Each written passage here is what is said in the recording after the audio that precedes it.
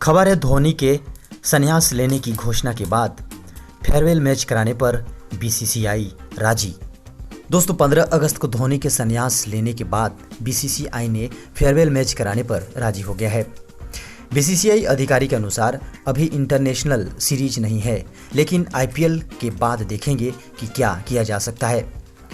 आपको बता दें कि झारखंड के मुख्यमंत्री श्री हेमंत सोरेन ने कहा था कि उनकी विदाई का एक मैच रांची में होनी चाहिए। आपको बता दें कि बीसीसीआई के अधिकारी ने कहा, हम आईपीएल के दौरान उनसे बात करेंगे।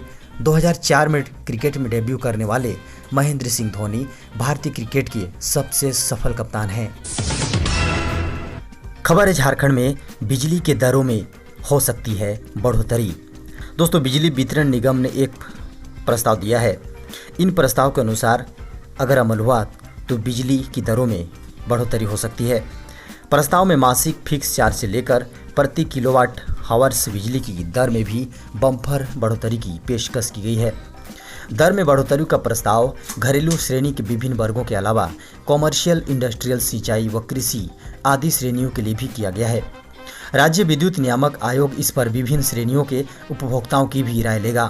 प्रस्ताव में घाटे का सिलसिलेवार जिक्र करने के अलावा उसकी भरपाई के लिए दर बढ़ाने का तर्क दिया गया है। खबर है अब एक ही परीक्षा देकर मिलेगी सरकारी नौकरी, साल में 2 बार होगा परीक्षा। दोस्तों जल्द ही आप एक परीक्षा देकर सरकारी नौकरी हासिल कर सकते हैं। केंद्र सरकार ने इस प्रस्ताव पर अपनी मंजूरी दे दी है।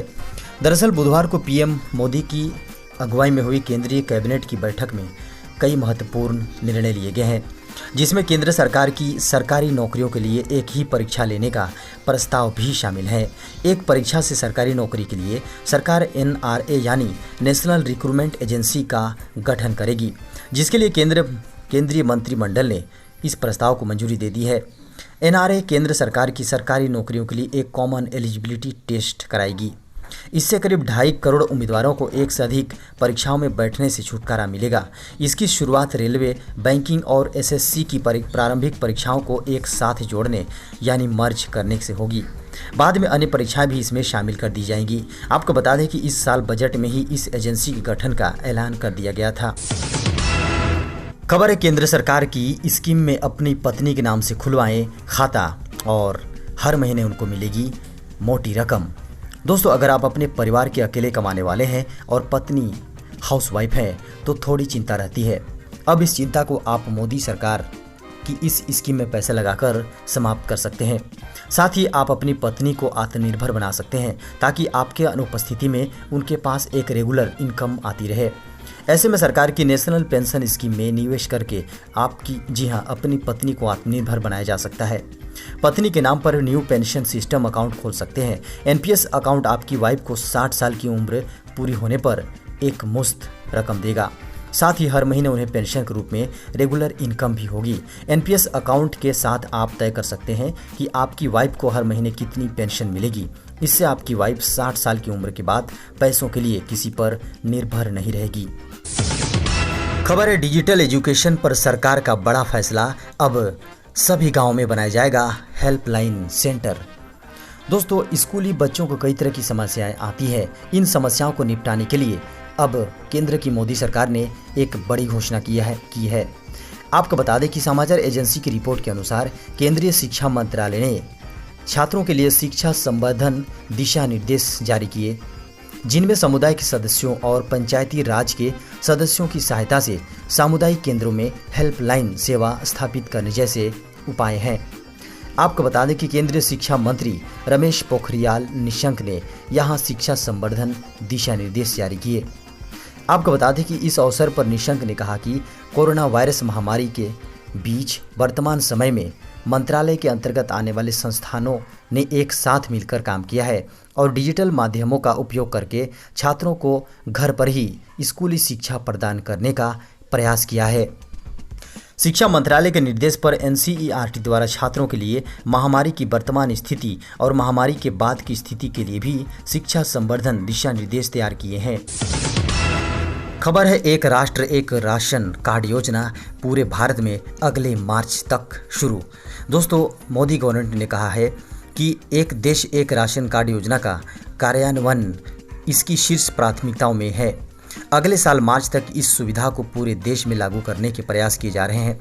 आपको बता दें कि खाद्य मंत्रालय ने एक बयान में कहा, एक देश एक ration card, one nation one ration card योजना राष्ट्रीय खाद्य सुरक्षा अधिनियम के तहत आने वाले सभी योग्य राशन कार्ड धारकों या लाभार्थियों को देश के किसी भी हिस्से में अपना राशन प्राप्त कर सकने का एक विकल्प प्रदान करेगा।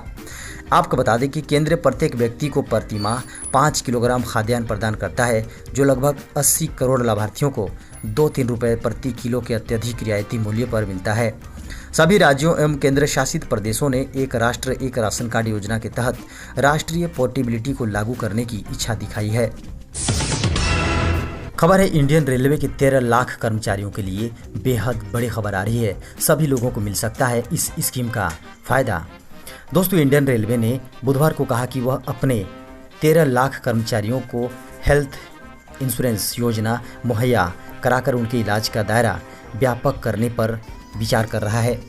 रेलवे ने एक बयान में कहा कि वह पहले ही अपने कर्मचारियों और उनके आश्रितों को रेलवे कर्मचारी उदारीकृत स्वास्थ्य योजना और केंद्रीय कर्मचारी स्वास्थ्य योजना के जरिए चिकित्सा स्वास्थ्य सुविधाएं उपलब्ध करा रहा है। इसमें कहा गया, भारतीय रेलवे अब रेलवे कर्मचारियों के चिकित्सीय उपचार के दायरे को बढ़ाने का प्रस्ताव कर रहा है।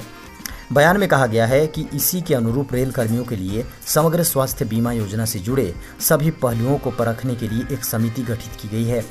इसमें कहा गया है कि इसका उद्देश्य चिकित्सा आकस्मिक परिस्थितियों आदि के दौरान वित्तीय जोखिमों से उन्हें बीमा कवर उपलब्ध कराना है। इसमें कहा गया है कि रेलवे ने अपने सभी मंडलों और उत्पादन इकाइयों के महाप्रबंधकों से इस प्रस्ताव पर उनके सुझाव और प्रतिक्रियाएं मांगी हैं। खबर है केंद्र सरकार न्यूनतम मजदूरी की मैक्सिमम लिमिट तय करने पर कर रही है विचार। दोस्तों, केंद्र की मोदी सरकार न्यूनतम मजदूरी की ऊपरी सीमा तय करने पर विचार करेगी। आपको बता दें कि उद्योग जगत ने सरकार को इस बारे में अपने सुझाव दिए हैं।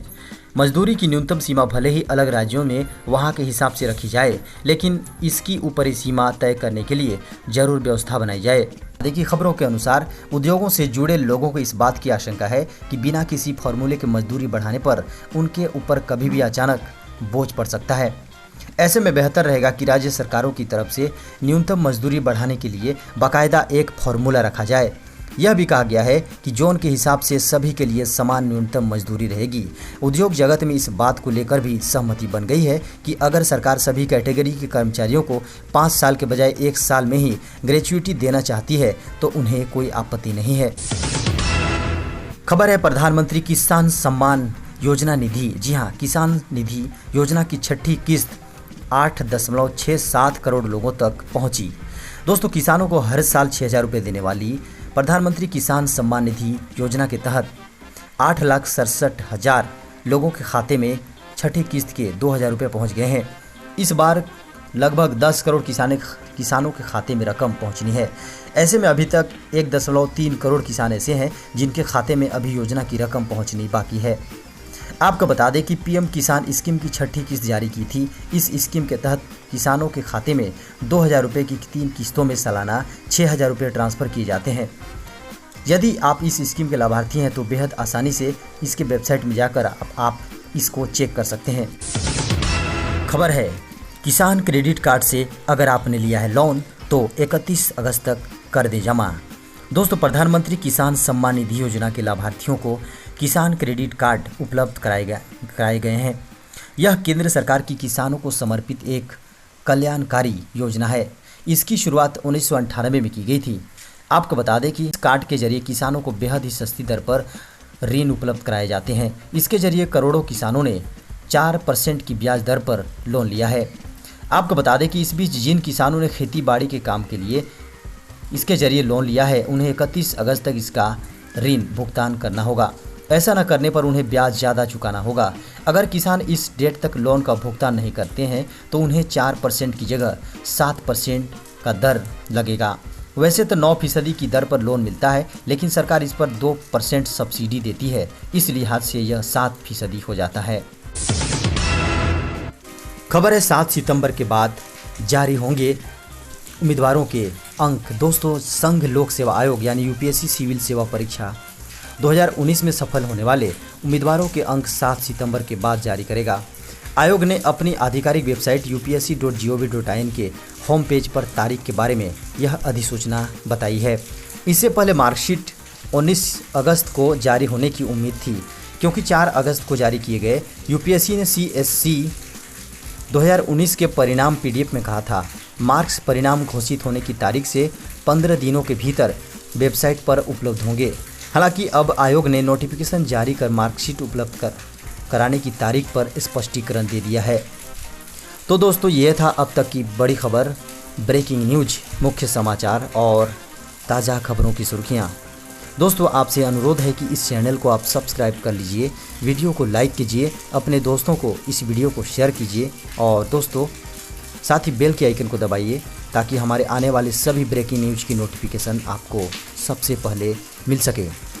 और इसी के साथ आप इजाज़त दें। नमस्कार।